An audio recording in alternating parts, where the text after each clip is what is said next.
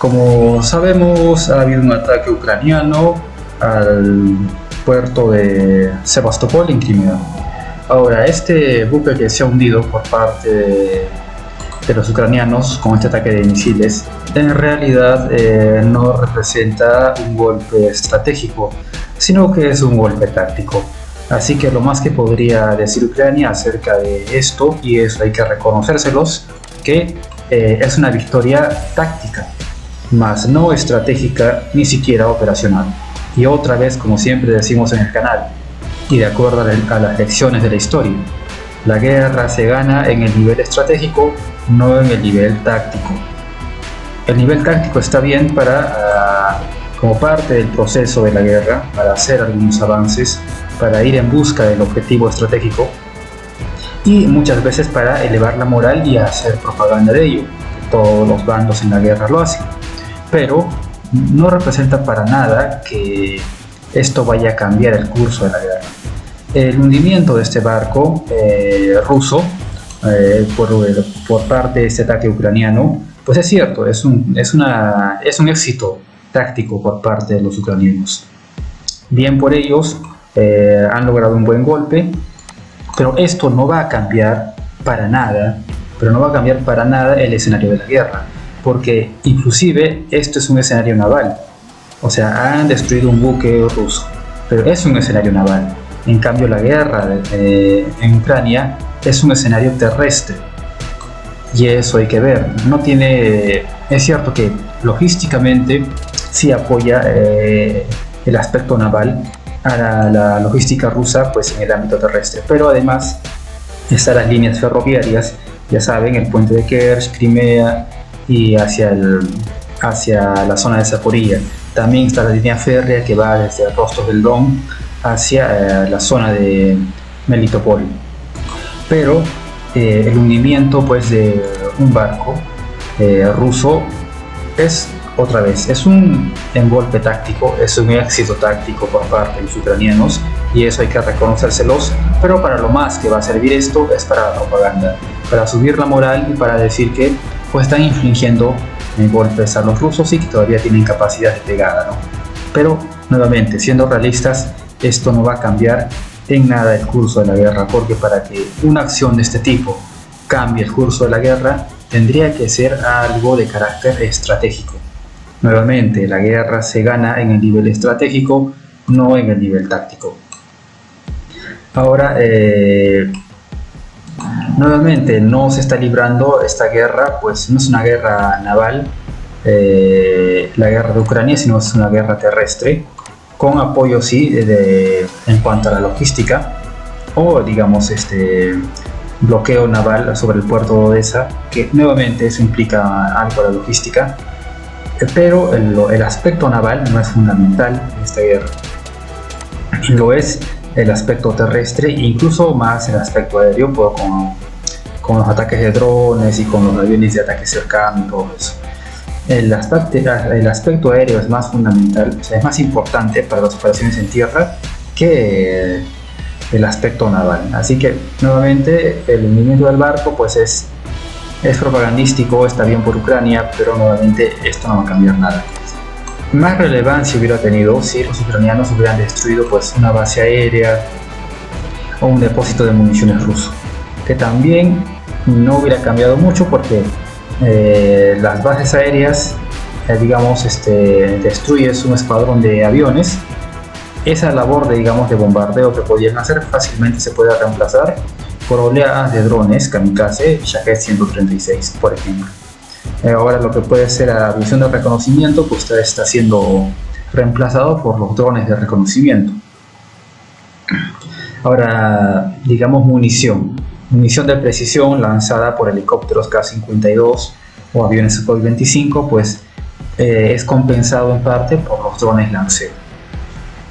Entonces, los drones han venido a reemplazar, o en algunos aspectos, la tarea que cumplía la aviación. Entonces tampoco sería muy relevante. Sí, tendría que tener su mérito, sí, influiría en algo, sí, a las operaciones terrestres, pero no de manera decisiva. Si hubieran golpeado pues una base aérea, ¿no? Y hubieran destruido al menos un regimiento de aviones, unos 24 aviones. pero no es el caso. O si hubieran golpeado pues un centro logístico, eso hubiera representado sí una molestia para las fuerzas rusas, porque la logística depositada en tierra pues es importante. Pero tampoco se iba a cambiar el curso de la guerra, no es para nada algo estratégico, solo se limita a lo táctico. Pero el aspecto del Mar Negro es que influye mucho menos, porque no estamos en una guerra naval, estamos en una guerra terrestre. Entonces vemos como todavía desde Occidente se pretende vivir de la propaganda, se pretende vivir de esto de la gratificación instantánea, es decir, hacer una acción y vender esa acción como el gran logro, como algo que es la señal que las cosas van a cambiar, ¿no? O sea, por ejemplo, tenemos una orilla en Krim y eso va a cambiar la guerra, pues no es así. Hundimos un barco ruso en Crimea y eso va a cambiar la guerra, pues no es así. Son cosas que se limitan a lo táctico. Y otra vez, para que algo cambie el curso de la guerra, tiene que ser de carácter estratégico. La contraofensiva en Zaporilla sí era de carácter estratégico, pero falló. Ahora, señores, por otro lado, vámonos al sector de Avdiivka, y si tomamos como referencia lo dicho por el general ucraniano Zaluzhny, pues que en 2 a 3 meses pues los ucranianos se retirarían de Avdiivka. Ahora, ¿esto qué significa? Que todas las proyecciones acerca de que Rusia está simplemente barriendo las defensas ucranianas al punto de que con mayor velocidad vemos avances rusos que otra vez no son avances territoriales grandes, pero son avances territoriales pequeños, pero sí en múltiples puntos del frente, y lo que importa realmente es la señal que da esto. Y esa señal es que el ejército ucraniano no es capaz de defenderse, no es capaz de mantener sus posiciones y está siendo empujado hacia atrás. En todo ese contexto, el general Zaluzhny, general ucraniano, dice que Avdiivka probablemente vayan a retirarse de Avdiivka en los próximos 2 o 3 meses. Ya están anunciando el colapso. Por lo tanto, la situación realmente es peor de lo que podríamos haber estado imaginando. Para que hagan este anuncio significa que la situación es francamente dramática en Avdiivka. Todos los cálculos al parecer de Ucrania es que no les queda más remedio que retirarse, y realmente desde un comienzo era lo más sensato. Probablemente se retiren hacia Orlivka, porque nada más vean en el mapa, o sea, Avdiivka es un caldero que de seguir ahí las tropas ucranianas van a enfrentar un nuevo Bakhmut, que es una auténtica picadora de tropa y de recursos. Tropa y recursos que no le está sobrando a Ucrania, que le está haciendo mucha falta, y que casualmente la generación tanto de mano de obra como de munición por parte de Rusia pues está siendo eficiente. Están cumpliendo y no tienen ningún problema en cuanto a generación de mano de obra y generación, por ejemplo, de munición de artillería y demás material para enfrentar la guerra. Entonces, Rusia sí está siendo eficaz en ese aspecto de la generación de mano de obra y generación de recursos militares, de armamento, pero Ucrania no. Entonces, ¿a quién le convendría más que Avdiivka, que este caldero de Avdiivka se convierta en un nuevo Bakhmut, una picadora de tropas y de recursos y de material bélico? Pues al bando que tiene capacidad de reposición, que es Rusia. Por eso que los ucranianos dentro, como dije, de 2 a 3 meses puede que se retiren de Avdiivka, probablemente hacia Orlivka, pues parece una decisión sensata. Ahora habrá que ver cómo se lleva a cabo esto, cuáles serán, digamos, en qué condiciones las fuerzas ucranianas pueden retirarse, si con demasiado desgaste o conservando lo importante, ¿no?, que sería en este momento para Ucrania, la integridad de sus tropas más experimentadas. Y el mismo Zaluzhny habló que bueno, que el territorio en realidad no es tan importante, sino que lo más importante es la tropa, ¿no?, sus hombres. Y en la situación en la que está ahorita Ucrania, pues es lo más sensato, porque pueden ceder a Avdiivka, pero si pierden a esa tropa experimentada que está defendiendo a Avdiivka, pues no lo pueden reponer. Y además esto de dar prioridad ahora a la tropa es un síntoma de la ya grave escasez de generación de mano de obra que está teniendo Ucrania. Como ya sabemos, hay bastantes noticias acerca del reclutamiento casi forzoso que están llevando a cabo los ucranianos, y es por eso que Ucrania ya es innegable que tiene problemas de generación de mano de obra, y Zaluzny ve que lo más importante en este caso es conservar a esa tropa que ya es operativa, que ya es eficiente, mejor salvarla y sacrificar pues a Avdiivka, la posición de Avdiivka. Pero con esto que dice Zaluzny, que lo más importante son los hombres, es la tropa, nuevamente nos está hablando de la grave crisis que tiene Ucrania para producir más reclutas. Debemos recordar que solo para enfrentar el invierno, Ucrania necesita 500.000 hombres. 500.000 hombres no para una nueva contraofensiva o para todo un año en posiciones defensivas, sino únicamente 500.000 hombres para el invierno, para pasar el invierno.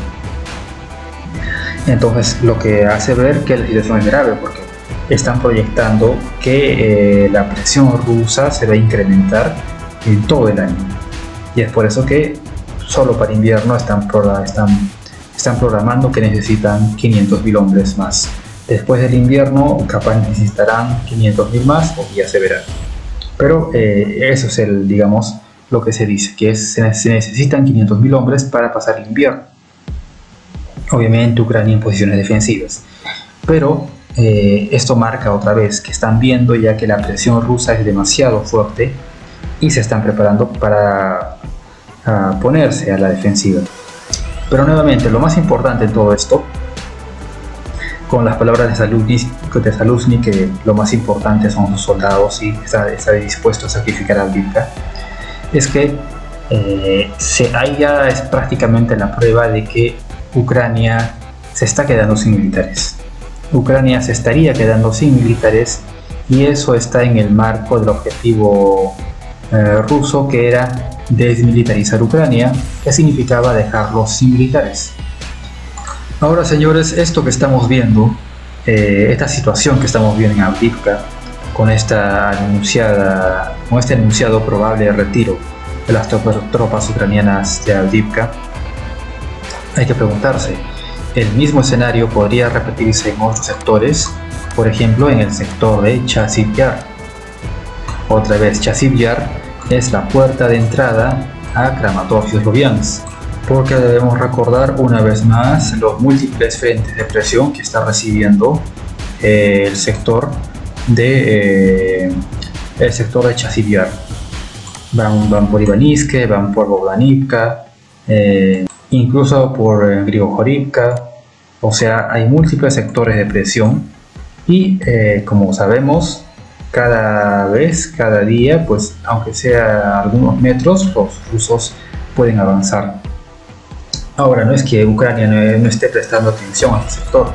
Ucrania sí presta atención a este sector, porque está enviando varias brigadas con el fin de hacer contraataques y detener la iniciativa rusa. Sin embargo, incluso estos refuerzos no pueden terminar de frenar la iniciativa rusa, y las fuerzas rusas están haciendo uso de la artillería masiva, principalmente MLRS del BM-21 Grad soviético, con cohetes de 122 milímetros, pues están ablandando a las defensas ucranianas, y a continuación va la infantería y asalta la posición. ¿Cuál es el asunto? Que a pesar de que Ucrania manda refuerzos, manda brigadas, no puede detener esto. Y muchos dicen, bueno, Rusia avanza muy poquito, o prácticamente no avanza. Es decir, sobre el mapa sí se ve así. Sin embargo, otra vez, ya estamos en una guerra de movimientos para que lo más importante sea cuánto terreno avanzas. Estamos en una guerra de desgaste, donde lo más importante es cuánto desgaste sufre el enemigo, no cuánto terreno avanzas. Puedes avanzar a un poco de terreno, puedes avanzar nada de terreno, incluso puedes retroceder en el terreno. Pero en una guerra de desgaste lo importante es causarle desgaste al enemigo. Por eso lo más importante es cuánto desgaste le causa al enemigo.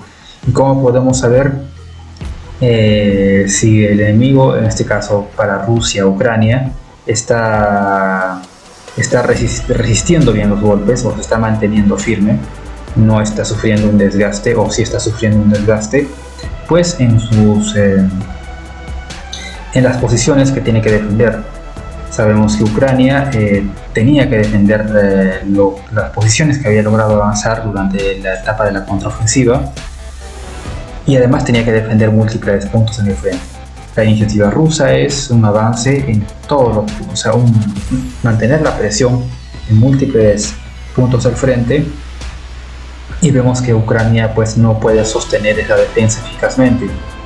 Ucrania, a pesar de sus claras intenciones de no ceder ni un centímetro de terreno ganado durante la etapa de la contraofensiva, tienen que retirarse y están perdiendo posiciones muy importantes como la zona de la colina, en Klishivka, como la curva de la carretera donde habían trincheras subterráneas, el mismo Bogdanivka, que ya está tomado hasta la mitad.